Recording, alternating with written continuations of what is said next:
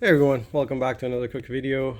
As I'm replacing these studs, reason being I got a not wrong size, I wanted to run 185s on this K series or Subaru Sambar, and I got slightly offsetted, so I'm off by about 3 mil to 5 mil where it rubs this spring. So long story short, I wanted if I run a spacer, 5 mil spacer is what I plan on running.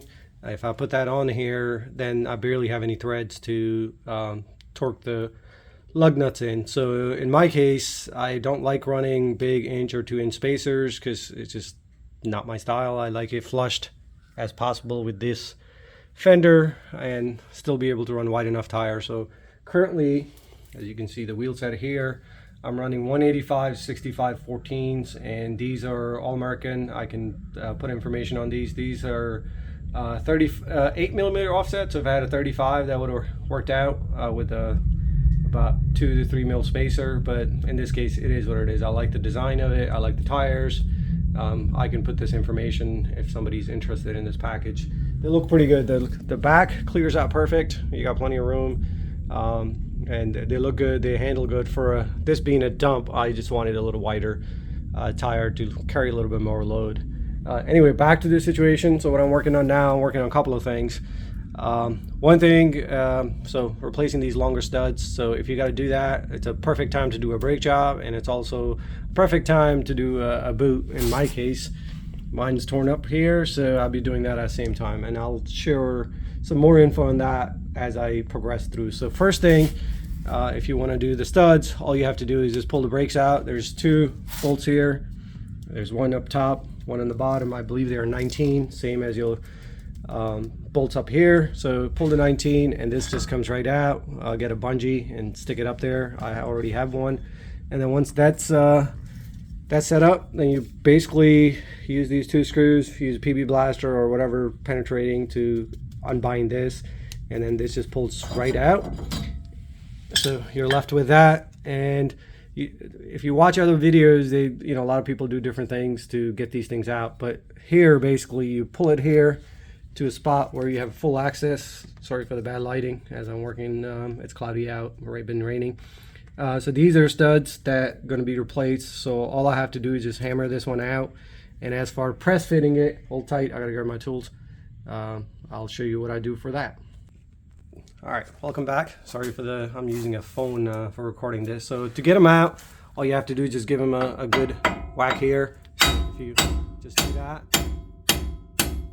a few times, and it's a perfect spot here where it just comes right out. So there's my old one, and here's my new one.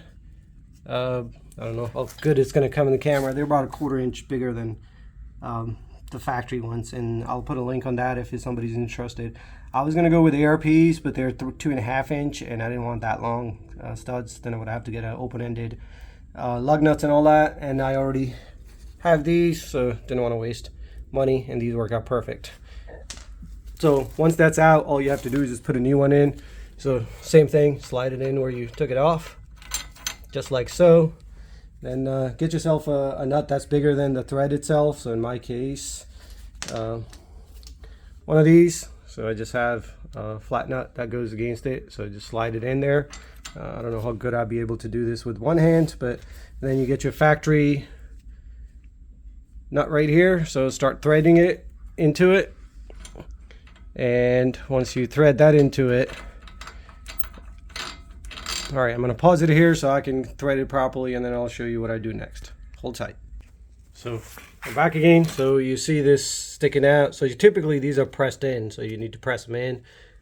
Once you have this set up, all you need to do is grab yourself an impact, air, or whatever tight. So I just happen to have a Milwaukee, and start tightening it. And you'll see, sorry for the noise.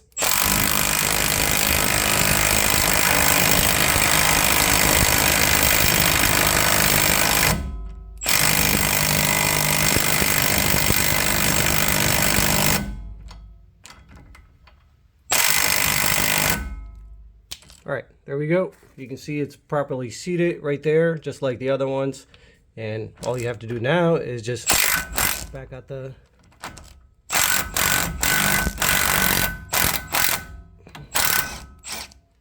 there you go. You got stud finish, so you can see the 1/4 inch difference between the two here. So that's how you replace these out if you ever have to do it. And now you can, you got a 1/4 inch more, and the wheels, if you're going to run a 5-10 mil spacer, that's plenty to grab on. You can torque them properly and all that.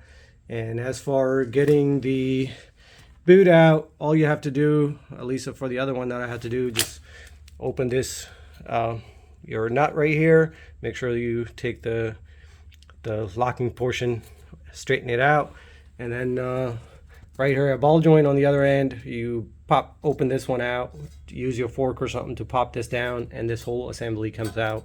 And I'll show you, I'm using this product called All Balls Easy Trail Boots. They seems to be perfect. I got a small size. I can put a part number if somebody's interested on that too.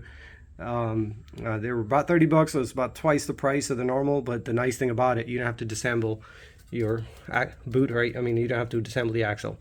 So all you do is just cut this one out.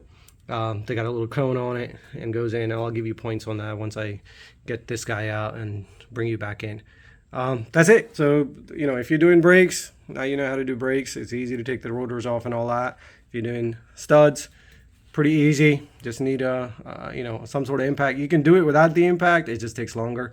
And then as for pulling the CV axle out, just one nut, undo this part, put a fork or a pry bar or something, pop this down, and then this shaft comes right out if you're doing the inside one.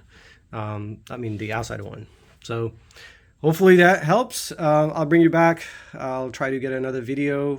My phone's running kind of low, to show you what I do with as far putting a boot on. Like I said, it's the easiest boot I ever put on. They seems to be good quality.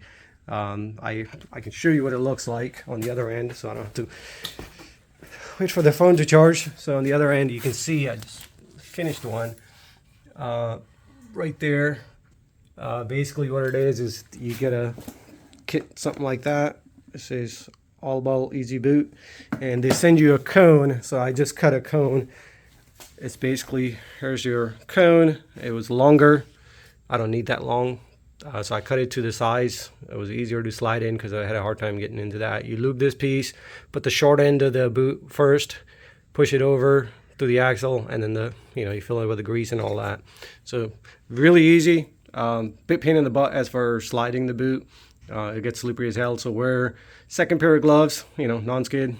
These are not that good once you put some lubricant on these things. So hopefully that'll help somebody out. Here's the side that's done, and it's looking pretty good so far. So I'll be working on this further. And again, have a good one, and hopefully that helps somebody if they're replacing any of these 3 things. Take care. Enjoy the day.